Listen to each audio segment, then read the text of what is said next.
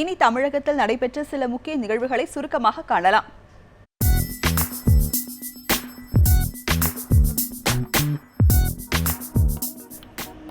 கோவை புளியங்குளம் பகுதியில் தேசிய பஞ்சாலை கழகத்தின் கீழ் இயங்கும் பங்கஜா மில் உள்ளது. இங்கு பணிநேரம் முடிந்தும் கூடுதல் நேரம் பணியை செய்ய நிர்பந்தம் செய்வதாகவும் மறுப்பவர்களை வேலையை விட்டு செல்லுமாறு மிரட்டுவதாகவும் குற்றம் சாட்டி ஒப்பந்த அடிப்படையில் பணியாற்றும் வடமாநில தொழிலாளர்கள் மில் வளாகத்தில் அமர்ந்து போராட்டத்தில் ஈடுபட்டனர்.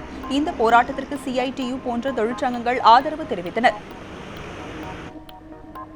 சென்னை அருகே துறைப்பாக்கத்தில் கட்டப்பட்டு வரும் தனியார் அடுக்குமாடி கட்டிடத்தால் சுற்றுவட்டாரத்தில் நிலத்தடி நீர் குறைந்து வருவதாகவும் அதேபோல் அங்குள்ள கட்டிடங்களில் விரிசல் ஏற்பட்டுள்ளதாகவும் கூறி தனியார் அடுக்குமாடி குடியிருப்பு வளாகத்தை முற்றுகையிட்டு போராட்டம் நடத்தினர். தகவல் அறிந்து சம்பவ இடத்திற்கு சென்ற துறைப்பாக்கம் போலீசார் பேச்சுவார்த்தை நடத்தியதைத் தொடர்ந்து அனைவரும் கலைந்து சென்றனர். பழனி அரசு மருத்துவமனையில் கட்டி முடிக்கப்பட்டு 2 ஆண்டுகளுக்கு மேலாகியும் திறக்கப்படாத தலைக்காய சிகிச்சை பிரிவை உடனடியாக திறக்க வேண்டும் என பொதுமக்கள் கோரிக்கை விடுத்துள்ளனர். பழனி பகுதியில் அடிக்கடி நடைபெறும் வாகன விபத்துகளில் சிக்கி அனைவரும் இந்த அரசு மருத்துவமனைக்கு கொண்டுவரப்படுவதால் உடனடியாக தலைக்காய சிகிச்சை பிரிவை திறக்க வலியுறுத்தியுள்ளனர். தேனி மாவட்டம் ஆண்டிப்பட்டியில் நாம் தமிழர் கட்சியின் சார்பாக பிரச்சாரம் நடைபெற்றது. அப்போது தங்களது சின்னமான மெழுகுவர்த்திக்கு வாக்கு கேட்டு தேனி மற்றும் அதன் சுற்றுவட்டார பகுதிகளில் வீதி வீதியாக சென்று வாக்கு சேகரித்தனர். இதில் கட்சியின் நிர்வாகிகள் பலர் கலந்து கொண்டனர்.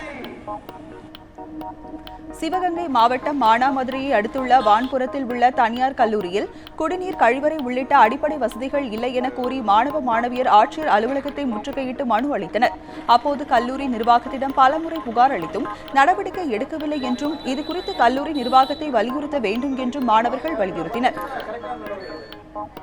தருமபுரி மாவட்டம் அரூர் அருகே மத்தியம்பட்டியில் 7 லட்சம் ரூபாய் மதிப்பிலான இலவச பொருட்களை ஏற்றி வந்த லாரியை திமுகவினர் கண்டறிந்து தேர்தல் பறக்கும் படைக்கு தகவல் கொடுத்தனர்.